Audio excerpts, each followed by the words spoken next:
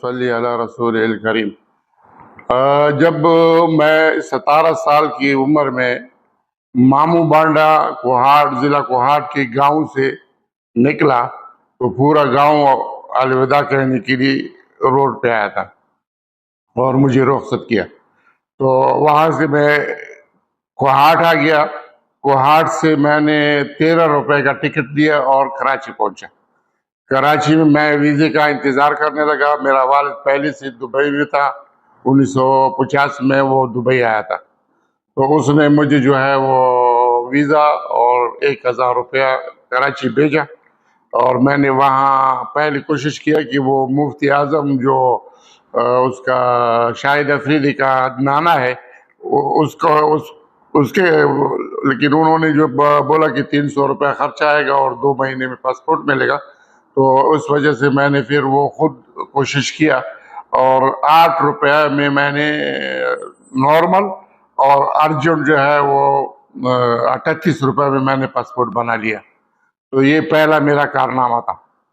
Passport جب میں بنایا تو 102 روپے کا کیاماڑی سے ٹکٹ لیا، سی پورٹ سے۔ کیاماڑی سی پورٹ تھا اس وقت، کیاماڑی، تو وہ کیاماڑی سے میں نے وہ لیا، 102 روپے کا ٹکٹ لیا۔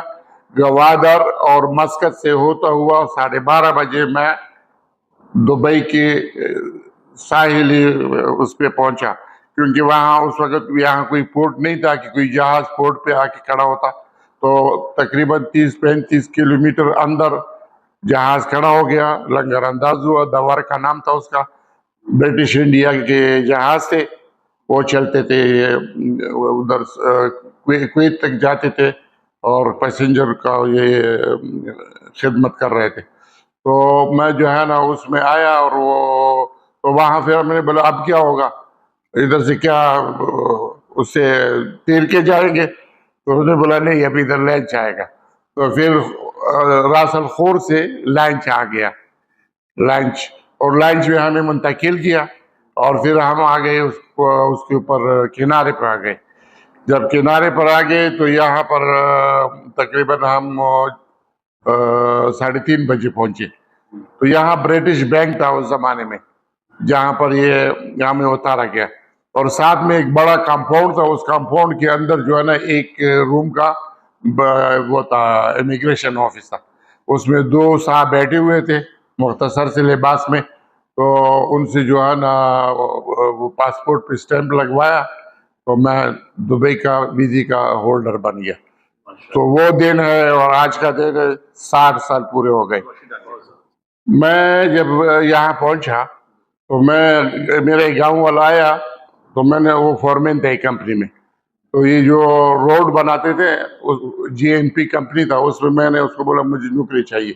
تو اس نے بولا یار تم گرمی زیادہ ہے، نہیں کر سکتے ہو، تم اپنے باپ کے ساتھ کینٹین میں کام کرو۔ اور میرے والد کا کینٹین تھا۔ میں نے اس کو بولا نہیں، مجھے یہ کام پسند نہیں ہے، کینٹین کسی کو چائے رکھو، یہ کرو، یہ مجھ سے نہیں ہوتا ہے، میں مزدوری کروں گا۔ تو اس نے بولا اچھا ٹھیک ہے آ جاؤ۔ تو میں ہفتے کے دن اس کے پاس گیا۔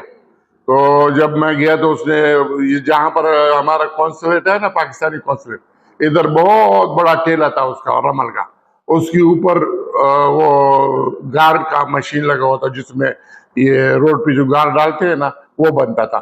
تو وہاں مجھے کھڑا کیا، بیلچہ دیا ہاتھ میں کہ بھئی اس میں کنکری اور رمل ڈالو۔ تو وہ میں اس وقت، پہلے تو مجھے وہ آسان لگا، لیکن جیسے جیسے وہ دھوپ اوپر چڑھتا گیا تو میرا حال خراب ہوتا گیا۔ پہلے میرے ہاتھوں پہ چھالے پڑ گئے، اور پھر وہ چھالے پٹ گئے، خون آنا شروع ہو گیا۔ تو وہاں گونی پڑی ہوئی تھی، وہ گونی میں نے لپیٹی۔ میں نزدیک تھا کہ میں بھاگ جاؤں، لیکن میں نے سوچا اگر میں آج بھاگ گیا تو پھر زندگی میں کبھی کوئی کام نہیں کر سکوں گا۔ تو میں نے حوصلہ رکھا۔ کچھ 10 بجے، 10:30 بجے وہاں کا جو انجینئر تھا، وہ انجینئر صاحب جو ہے نا، وہ فورمین کے ساتھ نیچے میں نے دیکھا کہ کھڑے دونوں بات کر رہے ہیں، تو مجھے لگا کہ میرے متعلق بات ہو رہی۔ تو مجھے وہ فورمین نے اشارہ کیا کہ نیچے آؤ۔ جب میں نیچے گیا تو انہوں نے وہ جو ہے نا وہ میرے ہاتھ کھولے ان کے سامنے، تو اس نے مجھے فرسٹ ایڈ دیا اور میرے ہاتھوں پہ پٹی باندھی۔ اس طرح سے کہنے کا مطلب یہ ہے کہ ہم نے اس ملک کو صرف پسینہ نہیں دیا، خون بھی دیا. اور جب میں پہلی دفعہ ادھر آیا، انٹری کیا، تو میں نے جب اس ویرانے کو دیکھا، کیونکہ ایک چھوٹا سا گاؤں تھا اور سب جھونپڑیاں تھی، بہت کم. ایک شیخ راشد کا بلڈنگ بنا تھا جس کے پیچھے وہ ہے قبرستان ہے. شاید کسی کو زیادہ لوگوں کو معلوم نہیں ہے کہ یہاں دیرہ کے اندر ہی قبرستان ہے.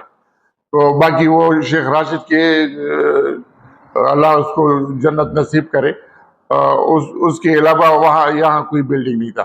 اس کے سامنے ایک وہ تھا کویت اسٹیٹ آفس تھا. اس میں جو ہے نا وہ کویت اسٹیٹ آفس ان کے جتنے بھی یہاں پر رہائشی تھے ان کو وہ راشن سپلائی کرتے تھے، کیونکہ خود ان کا حال یعنی ویسے نہیں تھا. یعنی میں یہ سوچ رکھنے پر مجبور ہو گیا تھا اس وقت کہ میں تو یار آبادی کو چھوڑ کر ویرانے میں آ گیا ہوں، چاروں طرف نیلا سمندر ہے اور بیچ میں قیدی کی طرح ابھی رہوں گا اس میں. لیکن پتہ نہیں تھا مجھے کہ نہیں، ہم جو ہے نا اس ملک کو شیش محل بنانے کے لیے آئے ہیں.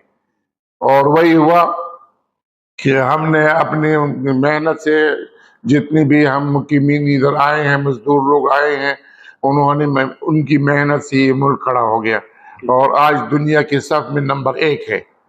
اور ان کی جو وہ ہے عوام ہے وہ خوش ہے.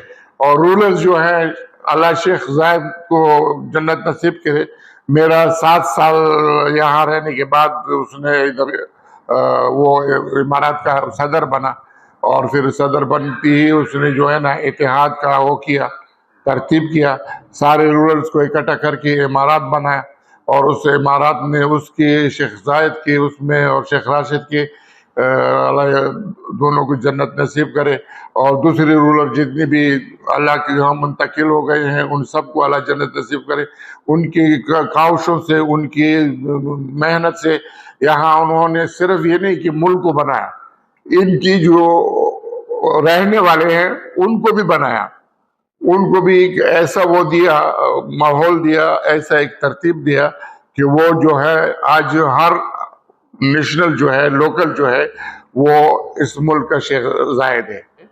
کہ یہاں پر چور اور یہ جو اسمگلر اور یہ جو ڈرگ وہ کرتا ہے، ڈرگ کا کام کرتا ہے یا کوئی اور کوئی غلط کام کرتا ہے، وہ یہاں نہیں چلتا.